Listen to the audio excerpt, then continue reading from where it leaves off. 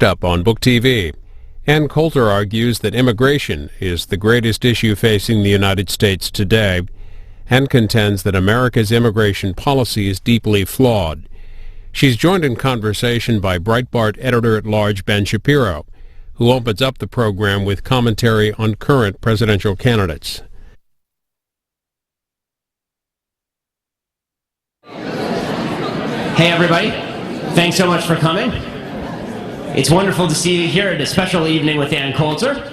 Sorry for the slight delay in timing. There's, as you know, relocation from the Nixon Library here because of the size of the venue, and so we wanted to make sure that anybody who mistakenly went over to the Nixon Library got a map and got over here, and believe it or not, there have been a fair number of people who have done that, so we're giving it a little bit of extra time. In the meantime, you're going to have to listen to me talk a little bit because they pay me for that and you don't. So want to ask, let's do a quick straw poll because those are fun and useless. So let's go through a few candidates. Okay, how many hands for Jeb Bush? He can be honest, we won't stone you, it'll be all right.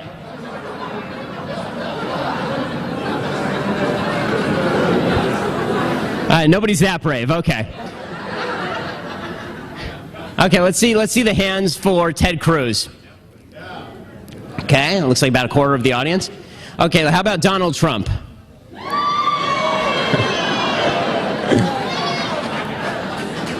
Okay, and I'll give you two more candidates, and I promise you we won't go all the way down the list because then we'll be 10 o'clock at night before we actually get here. I'm not going to ask about Jim Gilmore.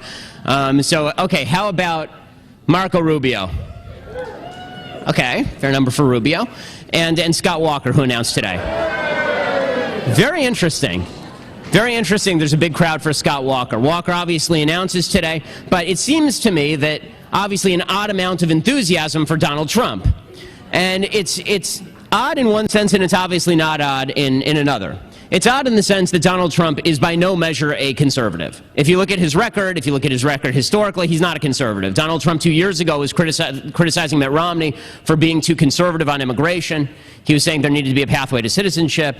Donald Trump a few years back was a pro-choice guy. Now he has flipped and he's become a pro-life guy. Donald Trump, we still don't know where he is on same-sex marriage. Donald Trump has proposed not just an income tax, he's actually proposed a wealth tax, which would mean that if you a 14% wealth tax, which means all of your assets, 14% would be gone. So if you have real estate holdings, you would actually have to liquidate your real estate holdings in order to pay his wealth tax. So Donald Trump is not a conservative, but there's this big outpouring of support for Donald Trump. And the reason that there's this big outpouring of support for Donald Trump is two reasons. Both of them are good. One is better than the other. The first reason, which is not so great, is because Donald Trump has been smacked by the left. And the way we on the right work is when somebody gets smacked by the left, we immediately go to, okay, this must be the greatest person who ever lived. Which explains both the love for Donald Trump and the continuing love for Sarah Palin. Palin says a lot of good things, she really does, but there's this kind of outsized support for Sarah Palin, largely because she was so unfairly attacked and maligned by the media, which I think everybody agrees with. And so everybody went, okay, we're with Sarah because the media hates her so much. That's an okay reason. It's not like a really spectacular reason. The real reason why people support Donald Trump, is because he is capturing the moral narrative in the country right now. Because when you watch Scott Walker, and I don't know how many folks here actually listened to or watched Scott Walker's announcement today. Show of hands, who actually saw it? Okay, so a few people, yeah, a fair number of people saw it. If you watch, I watched Scott Walker's announcement today. And when I watched Scott Walker's announcement today, it was very nice. I mean, it was all this stuff about his record and how he had broken the unions and how he had a vision for the country and how he was going to take on foreign policy. Very nice stump speech. He delivered it as well as Scott Walker can, which is to say it was articulate. He's not a very fiery guy, so it's pretty even-keel delivery. And he did it without notes. I mean, it was impressive in that sense, a 45-minute speech without notes, unlike Trump without notes, who was actually coherent and actually had a linear structure to it. But there was one problem with what Scott Walker did. And you could tell the problem with what Scott Walker did when you listened to Hillary's speech this morning. Hillary gave a speech in New York at the News School. And in this speech, which is all about her economic plans, Hillary Clinton dropped one line about Scott Walker. She only dropped one line about Scott Walker. She dropped one about Rubio, one about Bush, and one about Walker. Those are the three she considers to be the front runners. And her line about Walker was kind of interesting. She said, Scott Walker wants to, I believe that the word that she used was something like squash the unions. Stomp, thank you. It was stomp the union, exactly. She used the word stomp. And then she suggested that it was mean-spirited. right? That was her whole appeal. And her speech was about 40 minutes long and full of all these very obscure policy proposals about the continuing interest rates on income tax, all this stuff that nobody cares about and has ever heard of, the Buffett rule, which nobody understands or cares about. But the only thing that was designed to do was to elicit an emotional fear response in people who are members of the left. That's what it was designed to do. And this is what the entire left does. Right, this is what the entire left does about Trump, for example. Right, they say Donald Trump hates Hispanics, Donald Trump hates Latinos, and thus Donald Trump wants to hurt you. Right, this is what the Confederate flag debate was about. Who cares about the Confederate flag? No one cares about the Confederate flag. It hasn't been relevant in the country for at least 50 years, and before that for 100 years. I mean, the South lost the Civil War, news bulletin. And the fact that this became a massive cause celeb among left, that's because what the left was attempting to do, and it's very clever, is white guy, white racist, shoots 9 black people in Charleston. The entire country says this is evil. White people should not shoot black people because it's racist and evil. And there's tremendous outpouring of support. Everybody is unified. And the left goes, we can't have that. Because if people realize that Americans actually get along with each other, that we're actually nice people, and we don't need the government to cow us into submission about all of this, then we won't vote for the left. So somehow they have to find a way of dividing people. And so the way that they divide people is specifically by going out of their way to find causes that they can then blame on people. So they couldn't go with, he's a Republican, because he wasn't, Dylan Stormroof. So instead they went with, he liked Confederate flags. That's not very strong. So what they went with after that was, he likes Confederate flags, and a lot of Republicans like Confederate flags, therefore Republicans secretly believe like this guy and want to shoot black folks. Right? This is the attenuated logic they use, and they use this with Trump also. Trump doesn't like illegal immigration, thus he hates Latinos and wants to kill Latinos. Well, I promise you, nothing Donald Trump has ever said murdered a 32-year-old woman in San Francisco. And what Donald Trump did that nobody else is picking up on, and this is something Republicans should, instead of just shaming Trump and pretending that he's unimportant, what Republicans should do, and I'll conclude with this and then we'll bring Ann over and get to the real star of the show, but what Republicans need to do is recognize that what Trump does and what he is so incredibly effective at in his own kind of brusque and rough way is Donald Trump says there is a villain to this story. There's a villain to this story. And we have to face down the villain to this story. There are bad guys and there are good guys, and you can either be on the side of the bad guys or you can be on the side of the good guys. And by doing that, he channels the anger that everybody feels, where we feel like, yes, there are bad guys and there are good guys. We're not all well-meaning people who just want what's best for the country. There are people in the country who want what's worst for the country. And because Trump says that, he generates a lot of sympathy for himself. And all the other Republicans don't have to agree with Donald Trump on anything or everything. But what they should do is they should recognize the power of what Trump is doing and the power of narrative in the battle, and they should pick up on that, and they should use it to their best advantage. Now, Ann's going to come over, and then we'll get started, so just a few more minutes, and we'll be ready to go. Thanks so much.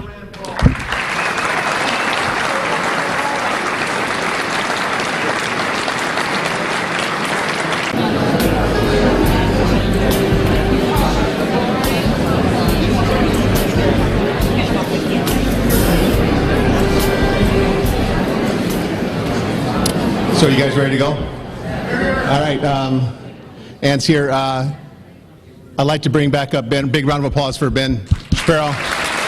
Come on up here, Ben.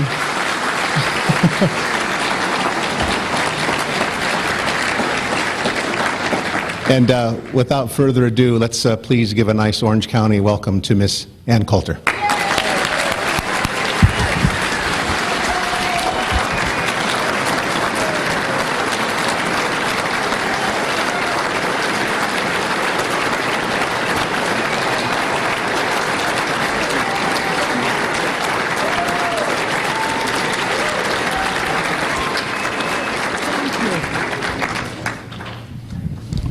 So this will be a rarity. I've both read the book and we can have a substantive talk about it. So this will... That will be unusual for me. I know. So why don't we jump right in, because I know that people have their own questions that they want to ask as well. So obviously, why don't I start with the question that my co-host asked you just the other week. I'll strangle you like I tried to strangle him.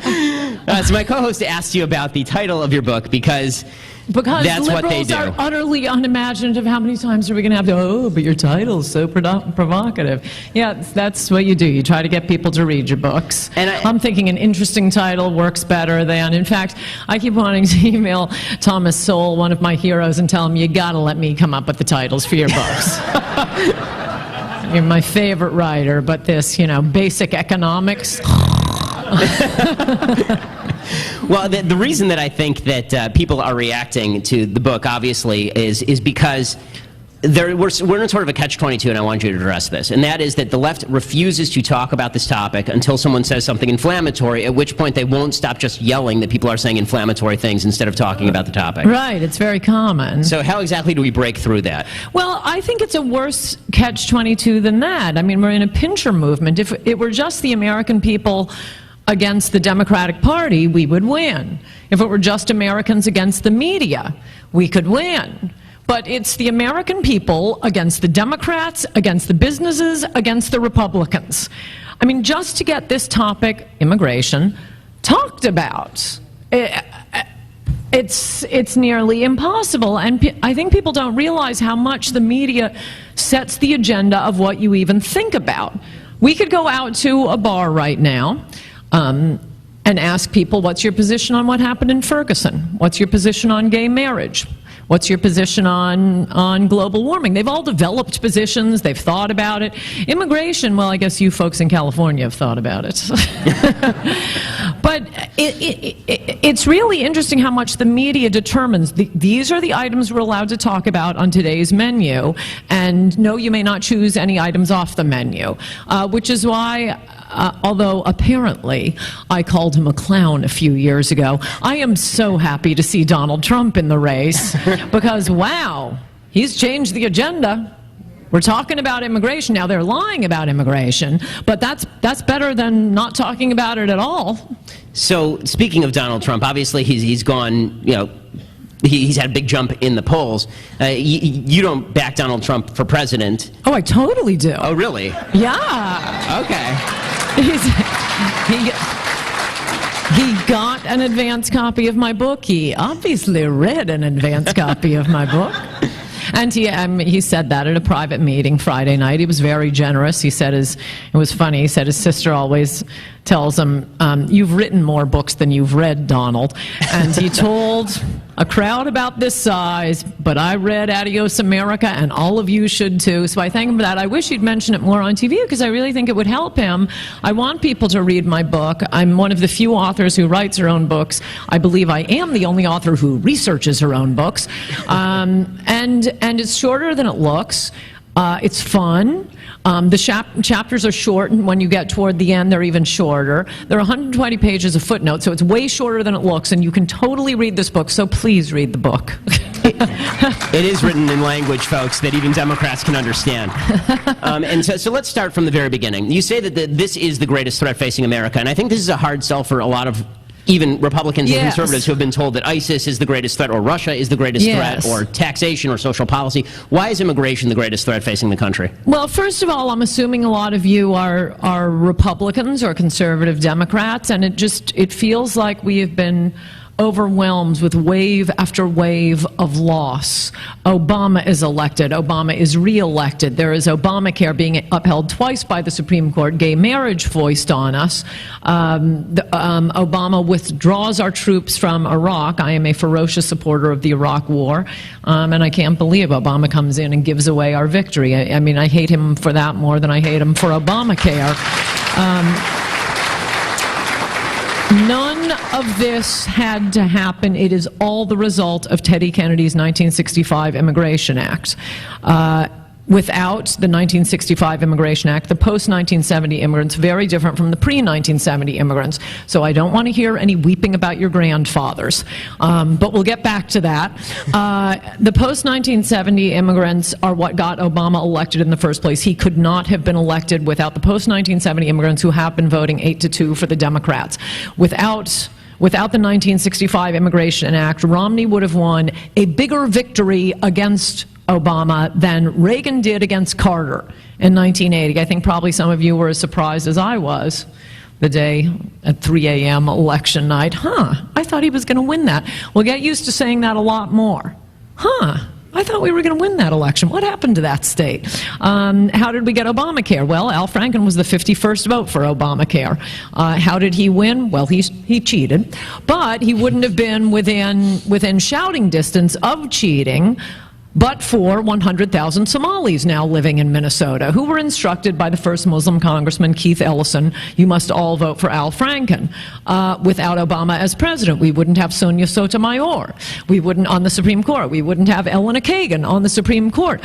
All these losses didn't have to happen. So whatever you think the most important issue is, it's not. I mean, even now, I get this sense, and from talking to people, you run into Democrats, and especially working-class Democrats, saying, you know, I have had it. The Democrats have gone too far. This hysteria over, you know, taking down Confederate soldiers and changing the name of the Jefferson Monument and the fake rape cases and Obamacare and gay marriage. That's it. I'm voting Republican. Hellfire will rain down on these Democrats. Well, that might well happen, but Americans are about to be outvoted by other voters, by foreign voters the Democrats have brought in. Now, that's only talking about the political aspect, because I'm assuming this audience cares about the political aspect, and why should you care about this issue more than anything else, certainly if you're a Republican. But it's more than that. In order to bring in voters who will vote 8-2 for the Democrats, we're bringing in extremely primitive cultures, and this is most of what my book covers.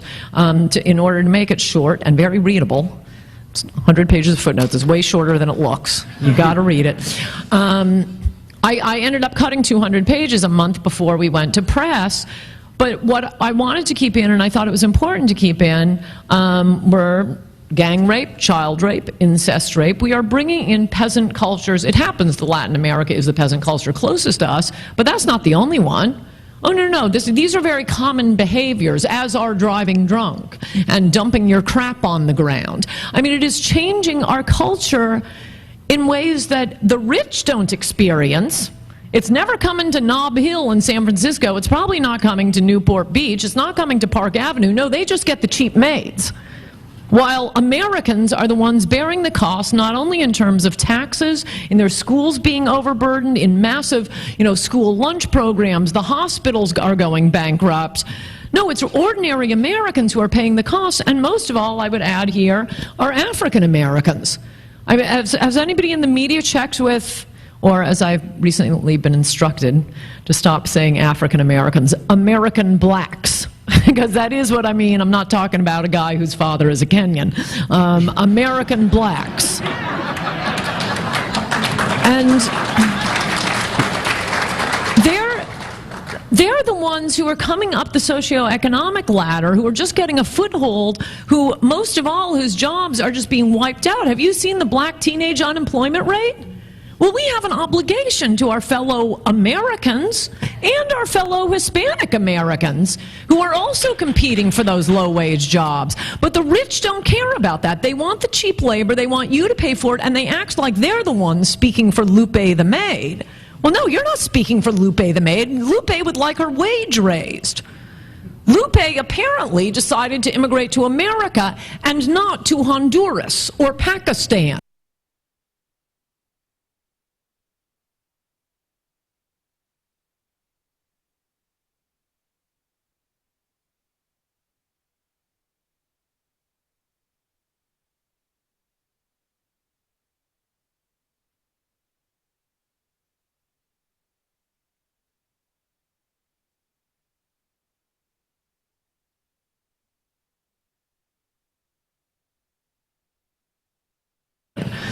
Lupe wanted to live in America. I would like to live in America. But the elites don't. They want to live in Brazil, where there is a very, very rich upper crust, and the rest of us are their servants. And that is what you're seeing. You have seen since the deluge of these very peasant cultures on America in order to give the Democrats votes and the rich, cheap labor. You've seen a massive increase in income inequality. And which state has the most income inequality? You're in it. California. Which state has the least income inequality? Utah, one of the most monochromatic states.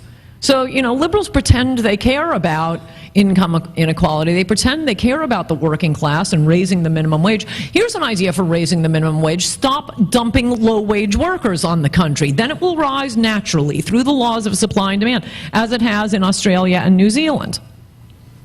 So, there's a lot there, obviously. Do you want the David Brooks xenophobia question first, or do you want the... Sure, okay, what's let's take that? that I one. never read David Brooks, so I'd be curious. Well, that's why you're smarter Nor than does I am. anyone else, I think. Yeah, no, I think that's exactly right. David Brooks' only audience are the actual people at the New York Times who hire David Brooks. But David Brooks, over the weekend, he suggested that Donald Trump was using textbook xenophobia in order to drive out the vote, and suggested that any anti-immigrant rhetoric, essentially anti-illegal immigrant rhetoric, and talking about different cultures that are not as good as Western civilization would be xenophobia. How do you counter that, or how should people in the audience counter that? Because we get this on a regular basis, obviously. Well, I suppose if you're only talking about people who have no right to live here, yeah, you bet I'm opposed. I'm not afraid of them. I think they're wrecking the country. But as I say, they're wrecking the country for the people already here. The racism question, which I talk about a lot in my book, no. The reason Americans are sensitive to the race issue particularly is because of the legacy of slavery and Jim Crow. That's why we have civil rights laws. That's why we have affirmative action and set-asides. But then suddenly one day, out of the blue, people used to talk about integration all the time. It was integration. You don't discriminate against black people, which we had to spend 100 years teaching the Democrats not to do. But that is all about American blacks. It's not about someone who has never set foot in this country before. It's liberals who are the racists who say, oh, you're all brown, we're going to treat you like American blacks. And it's really kind of shocking. I mean, I don't know if maybe some of you know this. Jesse Jackson used to stand at the border denouncing the illegal immigrants coming across. Cesar Chavez denounced them as wetbacks, driving down the wages of the poor. But today, you can arrive from, the Sudan yesterday. You will get affirmative action applying to college. You will get affirmative action applying for government business loans. One of the tricks the cheap labor devotees pull when talking about, all the jobs being created by immigrants. Well, first I should start by saying, I've said this before, whenever it comes to immigration, it is always like the first line of Anna Karenina. The truth is always true in the same way. The lies are lies in their own ways. So you always have to look at the studies to see what the lie is. And one of the lies about how immigrants create so many jobs, that's based on how many small business loans they get from the federal government. Well, they get affirmative action for that. I mean, you're kind of chasing your tail here. And by the way, how many businesses of those were successful? But as for xenophobia, look, David, what's his name, Brooks? No, I get him confused with Brock. Look, he and the rest of the Manhattan elites and the farmers in need of cheap labor refusing to mechanize, no, they'll be I mean, there has to be a restriction at some point. They're xenophobic the same way any country is. How many people are there in the world? Like 5 billion? 7 billion? They're getting to close to 7, okay, they'd all like to live here and collect welfare in America and have a nice life here. We're not taking them all, so at some point liberals are cutting them off too. They will cut them off as soon as every person they know who went to college, or at least one of the better colleges, has a maid, a nanny, a pool boy, a gardener. Once those needs are taken care of, okay, that's it. Sorry, Bangladesh, you're not coming in. So I'm just saying, how about we cut it off to help Americans already here now, the people who live here now.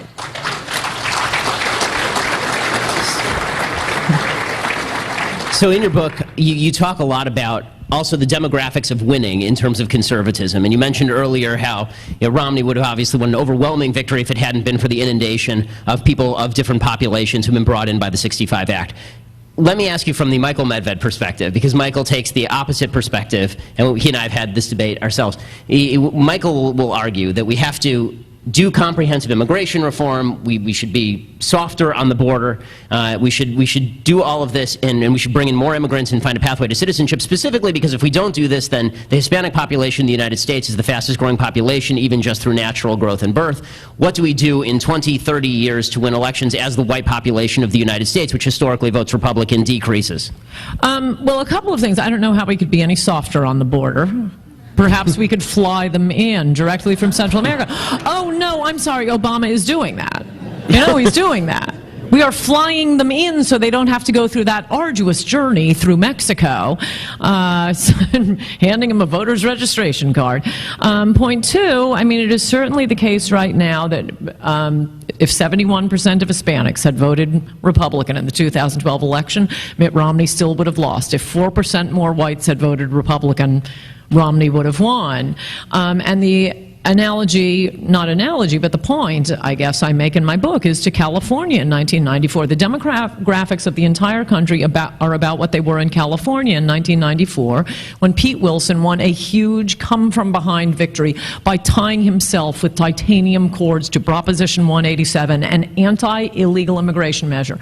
Would have cut illegal immigrants off from getting any government services. That, and to go back to how mass immigration of low-skilled workers, not popular with black Americans. Proposition 187 won a majority of blacks, of whites, of Asians, 30% of Hispanics. Even people who were voting for the Democrat were voting for Proposition 187. Pete Wilson got 20% of the black vote that year. Across the country, he got, or the average among congressional Republicans was only 8%.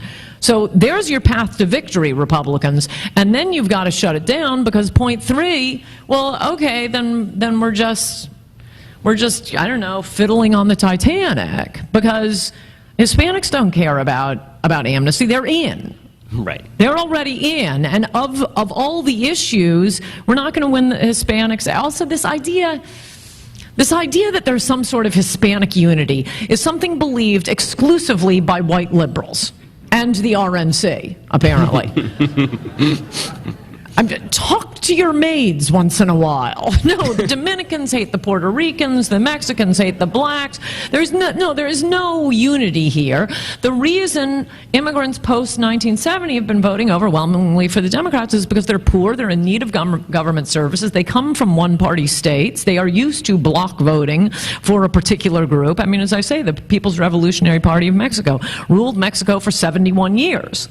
Just, you know, tell me what the symbol is. I have to go vote for, and I'll go do it. The reason we have poor people voting for Democrats is because that's what they do. And it's not just poor people. I mean, and it's not just brown people. Look at Piers Morgan if you want to see how immigrants would vote. And by definition, any immigrant to America makes America more statist and less free, because we are the freest country in the world. I mean, it's like any immigrant to Finland makes Finland less white. It's just, you know, a definitional matter. And when people move, look at poor Vermont. It used to be rock-ribbed Republican Vermont. A bunch of New Yorkers moved up there, and now they have Bernie Sanders as a senator. A lot of states have flipped when New Yorkers have moved into them. Maybe we should build a fence around New York. No, you guys. But the point is, you always think, and yes, there are some immigrants who are coming and want to vote like an American, as I say in the book, who don't need 60 years of seeing what the Democrats do. They understand them right away. They start voting Republican right away. Glad to have you. That's 20% of them. Most of them are bringing their statist politics with them, and they're going to get more benefits under the Democrats than they will under Republicans. That is why they're voting for Democrats, not because we're mean about having a border. So in your book, one of the things that you talk about at length, and I thought this was fascinating because I had no idea about this, and I'm pretty up on these things, is the complete lack of government statistics when it comes to illegal immigrant crime. Because you figure that should be a very easy thing to look up, and then in your book, as you detail, it's almost impossible to find any real government statistics on this stuff. Yes. Well, this is one of the advantages of doing my own research, that this book wasn't going to be a book about immigration. I had a great idea for a book, which, by the way, I still think is a great idea for a book. And I'd written a couple of chapters, at least drafted them, and I get to my immigration chapter, and I go to look up, you know, basic obvious facts, how many immigrants are in prison. 2 weeks of looking, and I am a fanatical researcher. The Census Department, the Department of Justice, the Bureau of Prisons, which has to be pretty good on these things because they have to keep the different gangs separated. So they really need to know. They have a reason to know. I look in the New York Times and Nexus, and has anybody argued about this? And everybody's arguing about wild guesses by the government. They refuse to tell us. And every time I'd come across a government report that seemed to be, this is what I mean about the first line of Anna Coulter, the truth is always the same. The lies are lies in their own ways. So you'd start reading the report. I'd think, hallelujah, here it is, a report titled, immigrants, how many immigrants are in prison? And then you start reading the report, and every year except 1925, Hispanics are counted as white. That's one report. Another one, the GAO, the congressional investigators had to ask the GAO to count, to tell us, because the Department of Justice didn't have it, the Bureau of Prisons didn't have it. So the GAO, they've done a couple of massive investigations, but on closer examination, they're counting illegal and legal immigrants, which I think we should do, in the federal prison, but in the much larger state system, they're counting only illegal immigrants for whom the states have requested reimbursement, only illegal immigrants for whom the states have requested reimbursement who have committed at least one felony or 2 misdemeanors. We're not getting anchor babies. We're not getting the children of the ones, not even the children, but the ones amnestied by Reagan. No, I want to know. I think we have a right to know, and I think the last few weeks, now that, thank you Donald Trump, he's brought it to the fore, and the shooting in San Francisco, people are thinking, yeah, how many are there? Incidentally, I spent the weekend and a lot of money looking up these reports. I don't know if I'm sure you've seen some of this. Liberals keep aggressively asserting on TV, well, studies show immigrants commit less crime than Americans do. Now, I know that's not true. What I don't know is how they're lying, so I wanted to know, and I tried to get the reports. Well, first of all, you ought to be suspicious that one of the arguments they're making is, well, New York City has a lot of immigrants, and I don't see a lot of crime here. That's not a study. That's not science. It's retarded. And, Geraldo was making that argument with me, and Geraldo is not a stupid man, so the facts must not be very good. But anyway, I tried looking for the studies, and I put in, sometimes you'd get a reference to the name of a researcher, and then I was looking on Nexus to try to see where are these studies, can I see what they're saying? And you'll get a professor from such and such a university, well, I just did a study, and it turns out first-generation immigrants commit far less crime than Americans.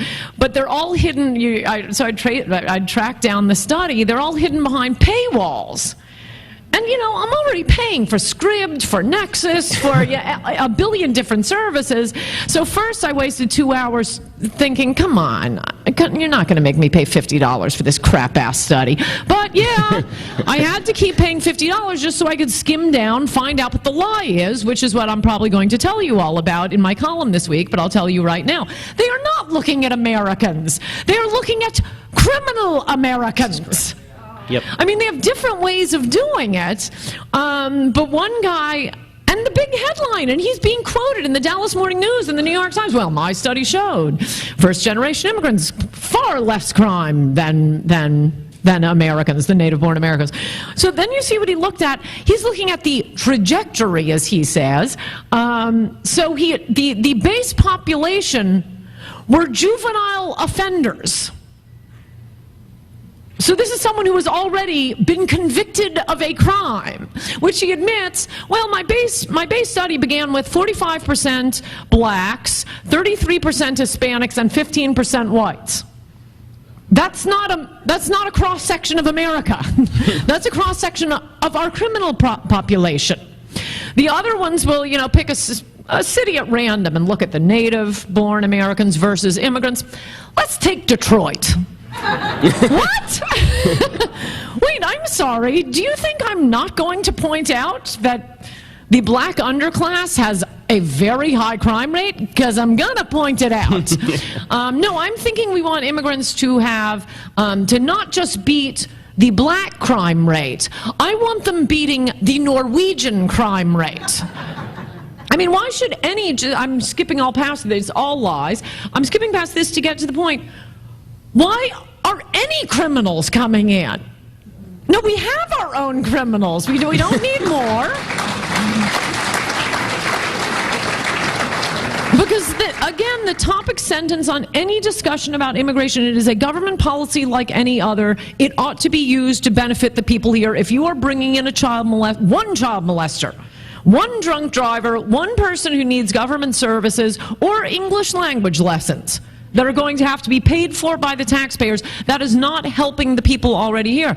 I mean, there's ones they keep talking about, the hardworking ones that don't commit crimes, and, they're working so hard and supporting their family of four and sending half of their $8 an hour salary home, and, that's fantastic. They're very admirable. But how does it help America? No, it doesn't. They're using schools and services and hospitals and medical services and the housing aid, and they're sending, immigrants to America, both legal and illegal, are sending $20 billion back to Mexico every year. That's funding Carlos Slim, who saved the New York Times from bankruptcy, another chapter in my book. Carlos Slim makes money off of immigration, especially illegal immigration, to the United States. $20 billion, that is a cost of immigration you will never be told about. $20 billion being sucked out of the American economy. That is money that will never be used to buy an American product, to hire an American worker, to purchase an American house, or tip an American busboy. No, that is just being sucked out of the American economy. We ought to just, tax Americans. I mean, it takes a circuitous route from American taxpayers to the U.S. government to the low-wage immigrants who need the support from the taxpayers. That's why they can take those low-wage jobs, who, lives in an apartment with 5 other immigrants and then sends it back to Chiapas, his grandmother, who then buys Carlos Slim products. Carlos Slim owns 40% of the companies on the Mexican stock exchange, so he needs that money in Mexico. They then buy a Carlos Slim product, and it goes into Carlos Slim's pocket. So why don't can we just write a check to Carlos Slim? So for people who don't know, and I didn't know until I read your book, Ann, can you tell the story of American immigration? Because you referenced it earlier. Obviously, for me, as a Jew, that means that my great-grandparents got here in 1907, I believe, and so the easy thing is to buy into illegal immigration bad, legal immigration good, because my grandparents and great-grandparents came legally. Can you explain why that is no longer the case, why even legal immigration needs to be curtailed? Yes, and by the way, your people are great other than the way they vote. Hey, you have really a lot of brains, really helps the country. The ones who vote that way ain't my people. That's true. Well, it used to be, as Ben and I'm sure his grandparents are an example, pre-1970, immigrants were, as any immigration policy would require, better than us. That's what we want. We want immigrants way better than us. Immigrants pre-1970 were more educated, made more money, bought more houses, and 30% of them went home. Just take that fact alone. 30% of them couldn't make it and went home. We looked out across the world and skimmed the cream from the rest of the world.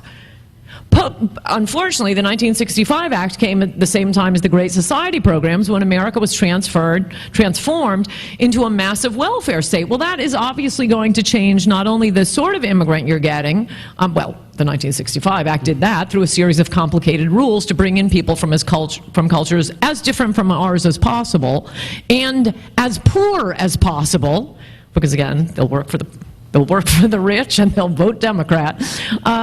Nobody goes home. Why would anybody go home? Go on welfare. And they are voting 8-2 for the Democrats. So what do we do about the H-1B visa issue? Because you talk about this, because Ted Cruz is very good on immigration, except for, legal, according to you, legal immigration and H-1B visas. H-1B visas are high-tech visas for people who don't pay attention to this stuff very closely. So can you explain the problem with the H-1B visa process and why even that needs to be curtailed according to your book? Yes.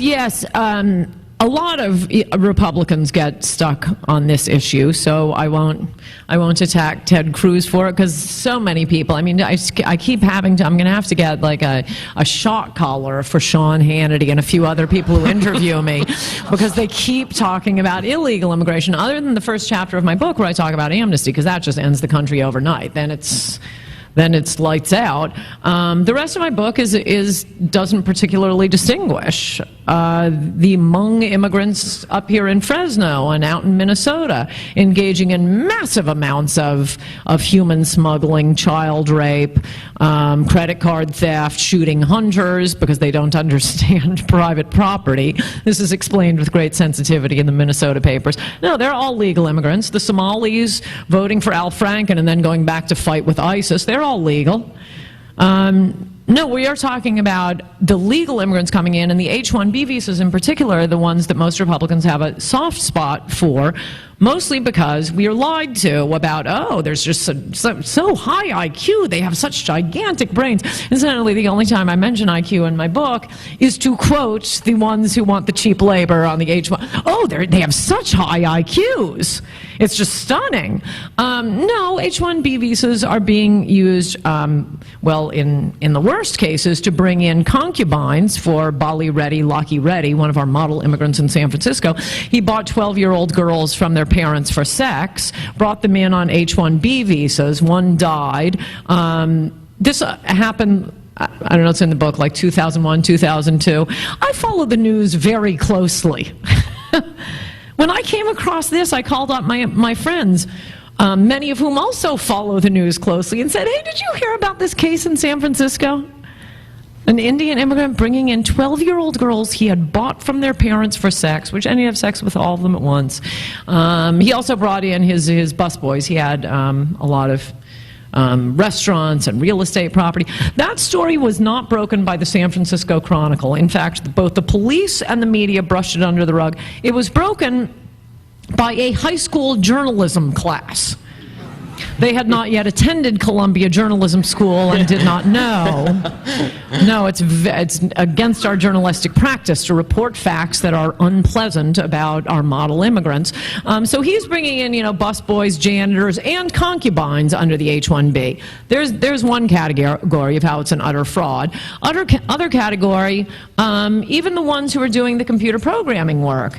Well, no, they're not the stars. They're doing standard computer programming work. Unfortunately, Americans could do the same work, but they want to be paid. The way the H-1B visa works is it's tied to a particular employer. So if you come in to work for Mark Zuckerberg, and then, PayPal gives you a better offer, you can't leave without risking losing your visa. So you're tied to a particular employer. It's what's known in the law as indentured servitude, which this country abolished 100 years ago. Well, now the rich are bringing it back. And, we keep telling college students, oh, you got to major in one of the STEM fields, science, technology, engineering, math. Well, no, the STEM graduates, American STEM graduates, half of them are not employed in STEM fields. And their salaries haven't gone up for a decade now. Why? Because Bill Gates and Mark Zuckerberg are bringing in the computer programmers who can do regular. They just type away in their little cubby holes for 12 hours, collapse, go home, and go to sleep. It is just a scam for the rich. Well, on the free trade side of that, there could be a counter-argument from the free trade side, which would be, okay, so if you don't do that, if you don't bring the immigrants from there, then they just relocate to India and they outsource like they've done to call centers, for example. So what is the counter to the free trade argument? Okay, well, I understand you're worried about American wages, but American companies could just leave and relocate in Hong Kong and hire everybody there for cheap wages. They could. I don't think they would. We'll see. But the reason I even knew to look, because I kept reading about these high IQ. It's mostly Indians writing about Indians being the stars of Silicon Valley. So one thing Indians don't have a problem with is self-esteem. But the reason I even knew to look was because one of my friends who runs a company was thinking of relocating his call centers, as probably many of you have discovered, to India. And he was the one who told me that India has a very flat bell curve, and that's why I looked up, what is the average Indian IQ? No, we by and large meet the smart ones. It's about the same as, I don't know, like Panama, the Sudan. It really isn't. This is just more low-wage work for the poor. And as for the trade issue particularly, I don't know, I think you might want to get them here, and it's not worth the trouble of having them over there. And but to the extent that happens, I don't know. Okay, so that's another issue. Somebody else can deal with that, but I know Americans aren't getting the jobs. I mean, I don't have a strong position on free trade. That's never been my thing. Okay, so I think it becomes kind of, I'm suspicious because the same people, because it's the same people who are so obsessed with who have been lying to me for 20 years about immigration, who say we need these trade deals like NAFTA. So I never really thought the sine qua non of being a conservative was making sure Mark Zuckerberg makes more money. Okay, so with regard to the media, because you've referenced it a few times, one of the criticisms that your book has gotten is that there's so much anecdotal evidence, which is because, as you stated, it's impossible to find statistics because they don't exist. But I did a little bit of research on the shooting that just happened up in San Francisco, and for the first 2 days of the shooting, the shooter was referred to only by his name of Texas. Francisco Sanchez of Texas. Yes. And so I wanted you to talk a little bit about how the media tends to treat these stories when they originally see them. Oh, because yes. It's amazing. Well, what's interesting about the San Francisco case is that we did find out, by hook or crook, it was generally mentioned in the articles about Texas Man. It generally was at least mentioned he had already been deported 4 times. In my extensive research, I only found 2 other cases, or 2 cases, and now this one, where we found out very early on that the illegal immigrant who killed an American was an illegal immigrant, though the headline may still have been Texas Man. The other one was the Porky's director, who was driving in Pacific Palisades with his 22-year-old son, and a drunk illegal alien swerved straight into his lane, smashed him, killed him and his son. Immediately, the illegal alien and his passenger were fine. And I thought, there were articles, the LA Times was saying it was an illegal alien. And I, emailed some of my friends in Hollywood and said, why would this come? And I don't know, maybe it's just they considered Porky such a reprehensible movie that anyone who killed the director, it doesn't reflect that badly on the illegal, but that one came out. And the other one happened a year earlier. It was an actress in her West Village apartment, Adrienne Shelley. And she was murdered by an illegal alien, and immediately, as soon as he was arrested a week later, immediately we all knew. And the only thing that separates those cases from most of the cases I write about is that they all happen in places where liberals might be. So I go back to my point that, oh no, the rich are perfectly willing to pay the costs of bringing in peasant cultures. That's because they don't pay the cost. No, they move their maids out to the suburbs. And they come in to clean the house and then go back and fill up your schools and your hospitals and rape your kids. So in your book, one of the big issues, obviously, that you take on also, aside from the sort of media bias, is the fecklessness of the GOP on this issue. Why do you think that the GOP is pathologically incapable of taking on this issue in any real way? I used to think it was cowardice. I now think it is pure stupidity. Pure stupidity. It's a hell of a choice there. I guess, yes, there could be so many things. And actually, if I could just get back to one other thing, the anecdotal examples aren't to prove the point. Chapter 7 is where you'll see, that was the chapter written through tears of frustration and rage, of how I describe, you go looking for basic crime facts. I mean, I think I do have some pretty good facts that aren't anecdotal. The U.S. Marshal's Most Wanted list. Take a look at that one. New York State prisons, they used to count, because again, prisons really do have to know. They may not publish it, but they do have to know the different ethnic groups, because they get into huge gang brawls in the prisons. And so I have the list of where people are from. From the New York prisons. I think that's pretty devastating. The main way I use the anecdotes isn't to prove the point, it's to attack the media. it's just mind-boggling how they hide. I have these, sprinkled throughout the book, these Spot the Immigrant chapters, where I'll give you the mainstream media article and, my comments throughout, and, you're completely convinced that, it's some farm boys up in Fresno who have gang raped these little 14-year-old girls, and only when you read the court transcripts 3 years later, oh my gosh, they're all Hmong. Why couldn't you tell us that? The San Francisco case I mentioned with model immigrant Bali Reddy, Lucky Reddy. That story was never mentioned in the New York Times. Never, never, never. How much ink has the New York Times spent on rapes that didn't happen by the Duke lacrosse team and UVA? How much ink was wasted on Ferguson, where Big Mike did not put his hands up and say, hands up, don't shoot? But actual cases of shocking, heinous gang rapes, incest rapes, child rapes going on in American communities, and for no reason. The media won't tell us about this. The Mexican gang rape case, it's one of the most hideous stories I've ever read. And again, I called my friends who follow not only the news, but crime as much as I do, and they did not know about this case. It started, I think, in the Clinton administration, ended during the Bush administration, and just the ugliest, most shocking gang rape of 2 little girls in Texas, led by an illegal alien. I did a full nexus search. The case went on for about a decade.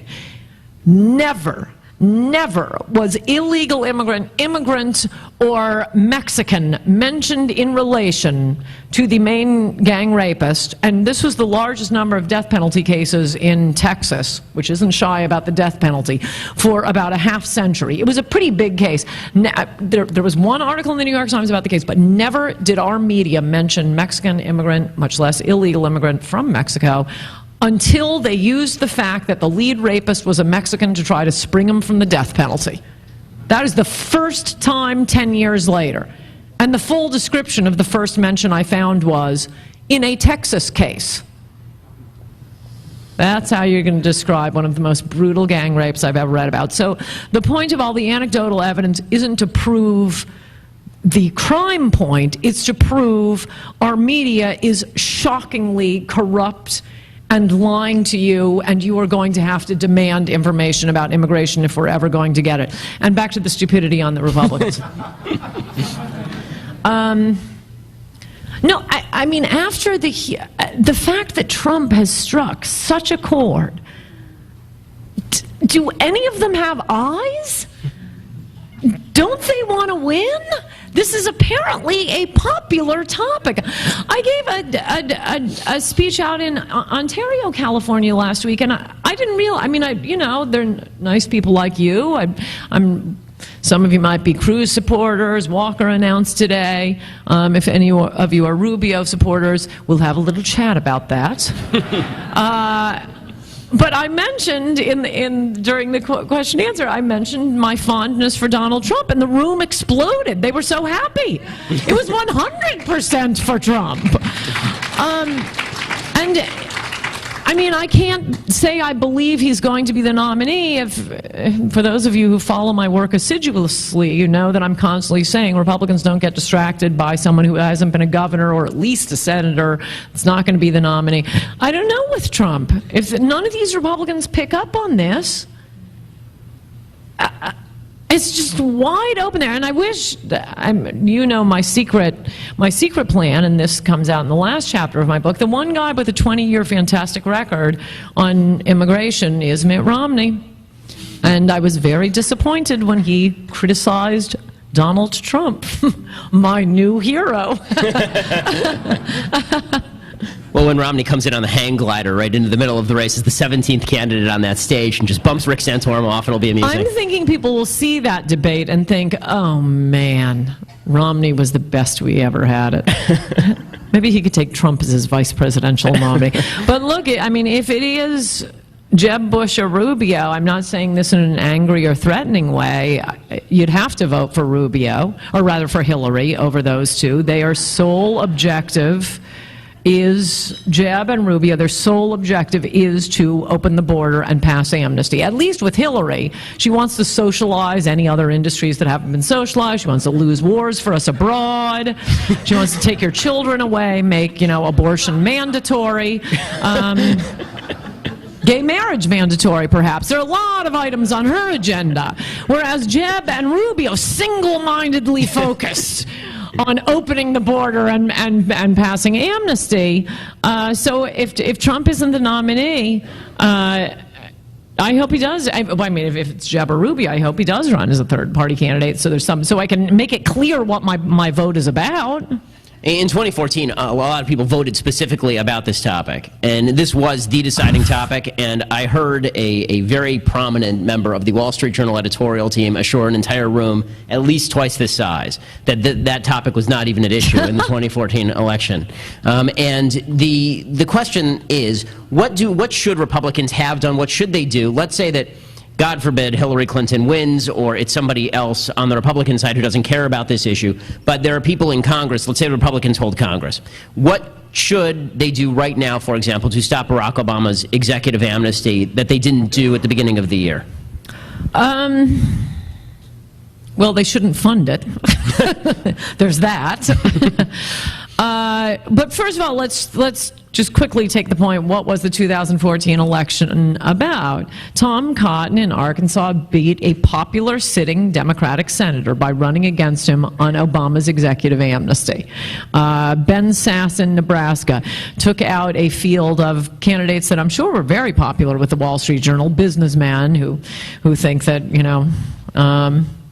amnesty is a fine idea. Ben Sass lapped both of them. He got more than the two of them combined. And of course, there was the famous election of Dave Bratt in Virginia, taking out, for the first time in history, a member of the leadership of Congress. Oh, and I'd also throw in here Scott Brown in Massachusetts, whom, if we were, ranking races by level of difficulty, the rest of them are doing somersaults compared to this guy who has to do, a triple layover, flip off the shallow end of the pool. It was Scott Brown did incredibly well by raising the amnesty issue. It is popular with voters. It is not popular with, unfortunately, most of the people who control the media. And when the defunding of Obama's executive amnesty came up, the Republicans did try to fight it, and the Democrats did filibuster it for 3 weeks. But unless you were reading Breitbart, you didn't know about it. There was just no media attention to it. And now they've betrayed us on trade. My objection to the trade deal is it's a backdoor amnesty. It allows not only the free movement of goods, but the free movement of people. So a company can say, well, I need so many low-wage workers coming in to take these jobs. Republicans have a winning issue here if they would just talk about it. And look, the Ann Coulter rule is there are a lot of bad Republicans. There are no good Democrats. There are a fair number of Republicans in both the House and the Senate who are fantastic on amnesty, and we need to push them and elevate them, and people need to be more like them. And I also think we should take out one. This is what we as voters can do. They should stop being stupid. I think we only need to take out one of these guys, maybe John Boehner, just one of them. And again, as you know, if you assiduously follow my work, I harangued all of you to vote for the Republican, don't go for the Tea Party candidate, because really bad things happen when Democrats control the Congress. But that's why the Bratt thing was fantastic, and a lot of these Tea Party candidates, I'm not even sure I believe half of them, but they're not that good. They haven't run for anything before. We need to find a place where there is a good candidate to challenge a bad Republican. And that, as Voltaire said in Candide, we hang one to encourage the others. So now I'm going to ask the apocalyptic question, which I know every Republican at this point has felt, which is, okay, what happens if we can't actually do anything? Because it feels like on every front, the President of the United States is doing whatever the hell he wants. There is no rule of law anymore. The Supreme Court obviously does not care about the rule of law. They're doing whatever they please. Congress is willing to abdicate whatever authority it has. They're just handing over the cash. So what do citizens do, and how fast is this going to turn very ugly? That's a good question. I don't think it will turn any uglier than it is. I just feel like most Americans are hunkered down hoping it will all go away. But it's not going to go away, and the winning path to follow is Pete Wilson in 1994. Look, it's Americans who have shut down 3 amnesties in the last decade. It wasn't because, you know, some major network or newspaper was alerting you to it. The American people would somehow, by hook or crook, find out, oh my gosh, they're doing it again. They're trying to pass an amnesty, and they 3 times now shut down the congressional switchboard. Well, you may have to shut down your newspaper switchboards or your TV network switchboards and make it clear this is what we want to hear about, because this is all that matters in so many ways. And even to the Democrats, I'd say, I mean, I'm assuming this is a Republican audience, that's why I talk about how it is just, it's the end of the Republican Party nationally. We might have a few seats in Montana, Idaho. Are they moving any of the unaccompanied children there? But I mean, the whole country will be California without the beautiful beaches, attractive people. You'll all be the Kardashians. It'll be awful. But this is even if you are a Democrat, this is going to change our country in such a fundamental way. We will be like Brazil, and I think it'll just happen slowly, and you'll wake up one day, and you know, after election, that's we won't even be as good as Mexico, because Mexico has the advantage of living next to the most wealthy country in the world. No, we will be Brazil with a very, very wealthy 10–20%. and a very, very poor 80 or 90%. It's heartbreaking. It's not only the freest country that's ever existed, but what always set America apart, and California, I would say particularly, was our enormous, prosperous middle class. Enormous. I always think that's why my theory of why the ugly American image developed in Europe, because most of the Europeans, most of the people you meet from foreign countries will, you know, fly across an ocean to come to America. We only meet their elites. No, not Americans. Everybody used to travel to Europe. Not now. We're all worried about paying rent, holding on to your job, paying for all of those, you know, special English translators at the schools, paying to support your hospital from going bankrupt. I mean, this is just so crushing to the middle class. But it's good for Mark Zuckerberg. It's good for the rich. It's good for the rich farmers with all that cheap labor because they refuse to mechanize. So here we are in California, which is, as you mentioned, sort of the bottom of the hill.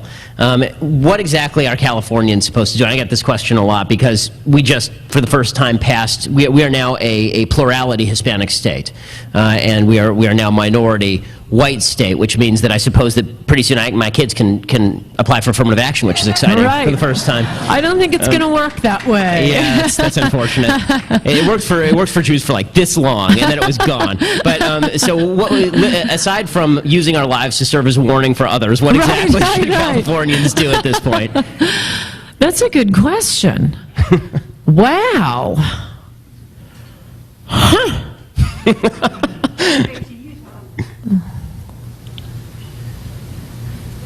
This is not an encouraging pause. I'm thinking.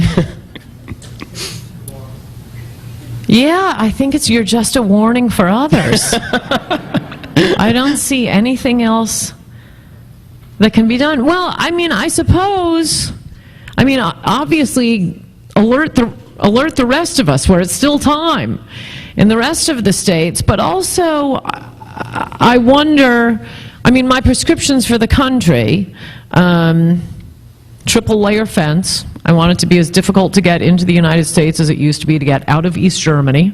I'm so sick of hearing fences don't work. It's like shoelaces, they just don't work. What? What are you talking about? Of course they were. Yeah. Oh, they cannot come untied. I know the human spirit.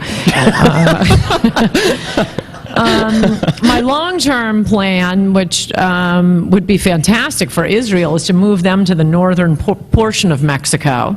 I have a chapter, why can't we have Israel's policy on immigration? That's a country that knows how to defend its borders.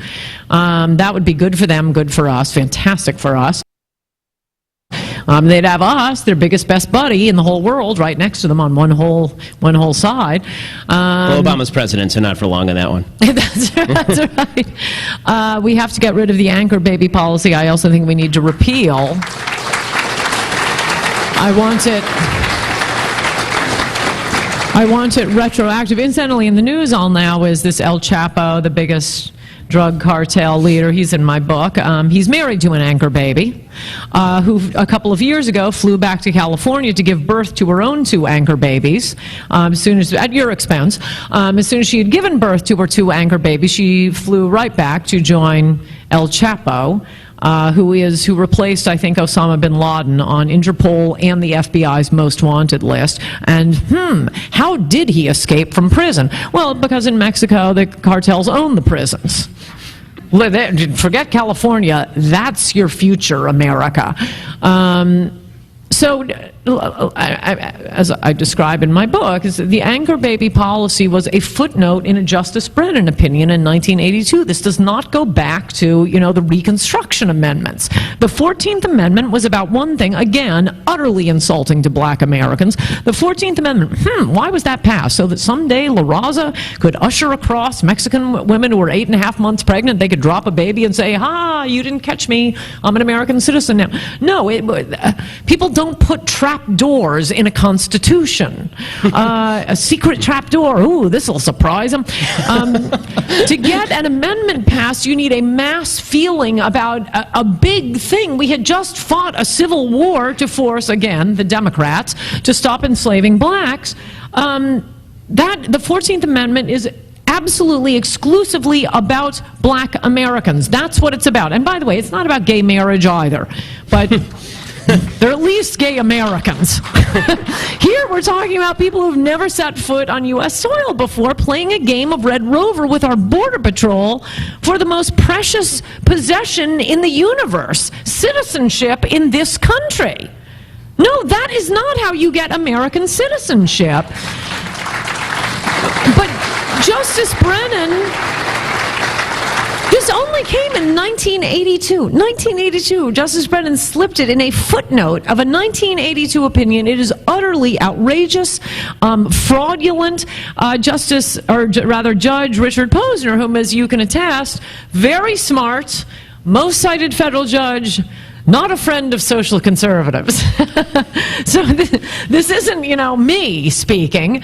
A few years ago, I quote him in the book, he concurred in an immigration opinion for the sole purpose of adding a concurrence that said, "Congress, would you end this anchor baby policy? It's not in the Constitution. Pass a law tomorrow and end it."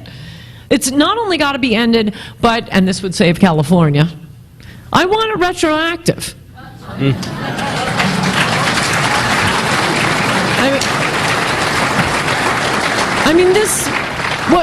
What if we had a mentally delusional Supreme Court justice, not that hard to imagine, who says, all of America, or all of the world is a citizen of America? Are we all going to honor that? Because that's what's happened with the anchor baby policy. Just make sure Kennedy takes his drugs this morning. Yes. Yes, what if we had A? I guess that was. So anchor baby policy, the wall. The moratorium. We need a complete immigration moratorium. So this isn't just about Latin America. It isn't just about Mexico. I don't want European immigrants coming. I don't want anybody coming. No marriage. No refugees. No asylees. Just shut it down for 10 years, and you'll see. I explain it toward the end of my book. My original idea was, let's go back to pre-1970 rules and try to get, as I say, people who are better than us, rather than people who are worse than us.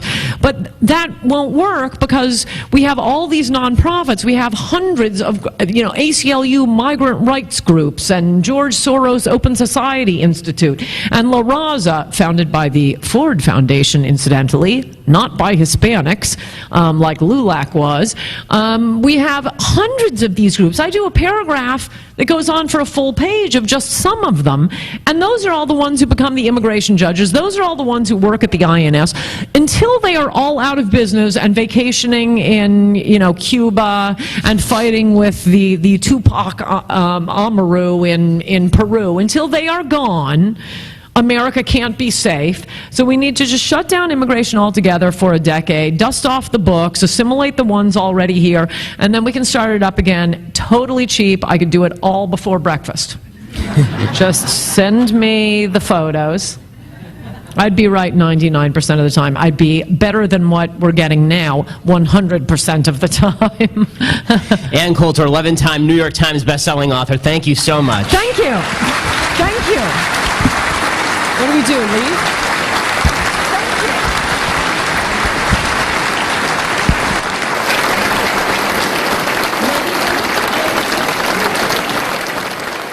Ladies and gentlemen, let me have your attention so I can explain to you how we're going to do the book signing. Hi, everybody. I'm Pamela Tice, your event director. How are you guys doing? Okay.